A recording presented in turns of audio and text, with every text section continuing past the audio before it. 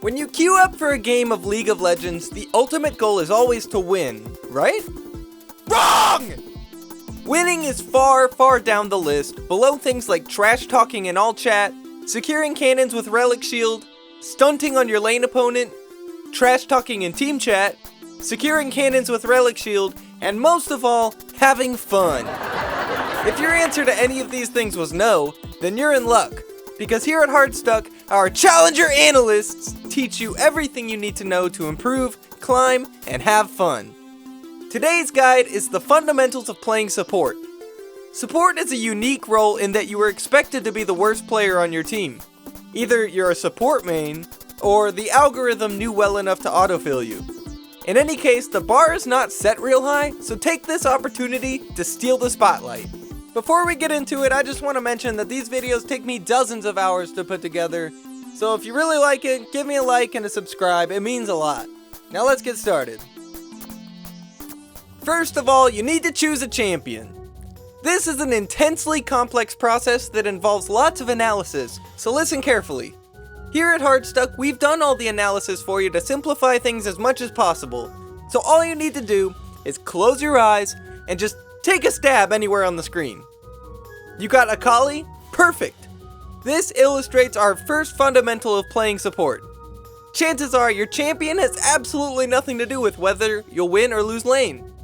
I'd bet my house right now that anyone watching this has been absolutely bodied by a Singed or Talia support or something equally stupid. With your champ locked in, let's move on to the game. The next topic to cover is gold and items. Pick whichever support item you like, they're all terrible. Make sure to greed for maximum gold and blame your ADC or jungler when you get caught out. Now, there are several options for different item builds depending on your champion playstyle. For enchanters, there are active items with game-changing effects that you'll completely forget to use until it's too late.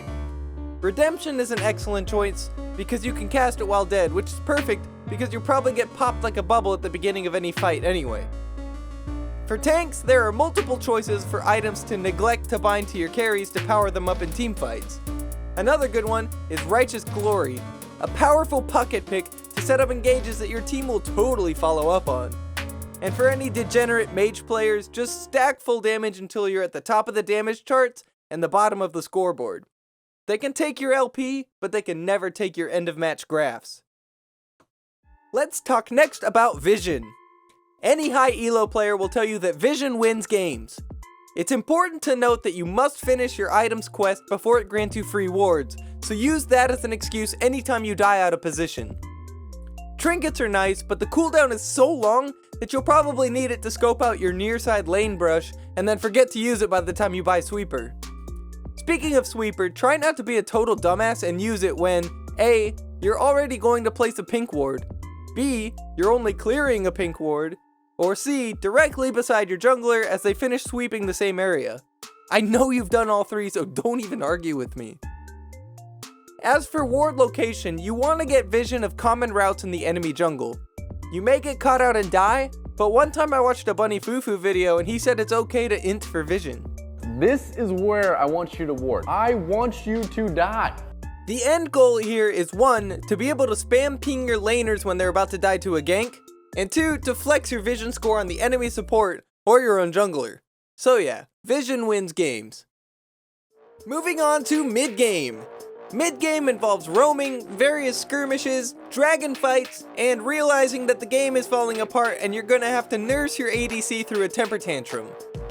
Depending on your champion, roaming can be a total game changer. Quiet lane and bot with a safe ADC, haul your Leona, Alistar, Pyke, or Bard ass up in the mid lane and apply some map pressure for once in your life. At best, you may snag a kill and some tower plates for your laner, and at worst, well, this is League of Legends, it's just about as bad as it gets. Regardless, once you're out of bot lane, you're in position to help your jungler with skirmishes, dragon, or ganking mid, and if you're feeling extra spicy, you might even be able to invade the enemy jungler and grab a kill that way. Have fun getting collapsed on afterwards since your teammates won't follow, but it was worth the memories we made along the way. If your ADC hasn't rage quit yet, Now is a good chance to make sure your vision quest is finished, you're at least level 6, and you can finish your first item so you're actually still a champion. My favorite tip about dragon fights is to set up the deepest vision you can, without dying this time, and use your abilities to block the choke points your opponents are using to contest the Drake. Of course, every champion now has 3 dashes, can walk through walls or go invisible, but hey, at least you died doing everything you could. Uh-oh, your jungler's smite was down from soloing the uncontested scuttler. Whoops! Before we talk about team fighting, I want to mention a very underrated skill that is extremely useful for supports. Shot calling. Shot calling is a risky proposition. There's a 10% chance that your team follows your call, and only a 50% chance that that call actually works, and a 100,000% chance that you get flamed at the first sign of trouble. Was it worth it? Only you can decide that no, it wasn't. But your team spent the last 10 minutes getting like 2 CS per minute and 1 total tower, so win or lose, you're trying to get out of this game as fast as possible, just like every game of League. Lastly, we have team fighting and late game win conditions. Some teams have an obvious win condition, like Vayne into a team of tanks, or a Malphite Yasuo Nunu Wombo, or Kassadin or Kayle with a Yuumi that doesn't suck. Otherwise, you're probably going to be forced to babysit your team and hold their hand through every situation. Unfortunately, this may take a bit of typing to explain to your brainlet teammates, but you type at 120 words per minute thanks to all the shit talking you totally don't really do anymore. Anyways, calls like 2-bot, jungler's dead, let's Baron, or stop their bags, Tryndamere is on inhib, can turn the tide of a game because to most League players, looking at the minimap is like looking at your mom naked. I would gouge my eyes out before the light had time to reach my retinas. In teamfights, your responsibility depends greatly upon your champion's class. If you're an enchanter, your goal is to stay alive and run out of mana as fast as possible.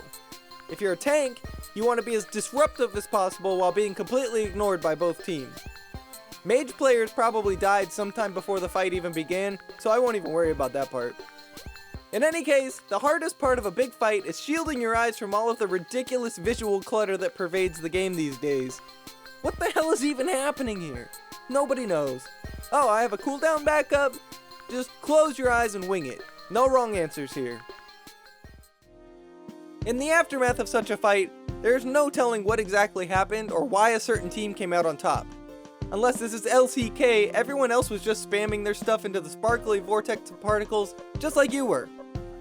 The losing team will pull up their scoreboard and choose a teammate to blame, and the victors will probably waste their advantage by immediately going back to shop. Thankfully, the super minions that Tryndamere scored for you have better macro knowledge than the majority of players below Diamond, and just put you and your 9 comrades out of your misery. The last optional step is to loudly declare yourself the actual carry of your team. If you were decent, you probably picked up a couple of honors post-game. Regardless, your team immediately left lobby and the enemy team only cares about flaming each other in the lobby chat. Stand tall upon the burning wreckage, gloat at your 026 stat line with 25 vision score, and type a simple GG easy. You've earned it. This concludes the Hardstuck guide to the fundamentals of playing support. If you liked the video, leave me a like, and subscribe for more dead serious content like this. Bonus points for screen capping your next support game, and maybe I'll make a video about what I see. So thanks for watching, and I'll see you out there on the Rift. Except I won't, because I'm rank 1 and you're probably a scrub. Peace!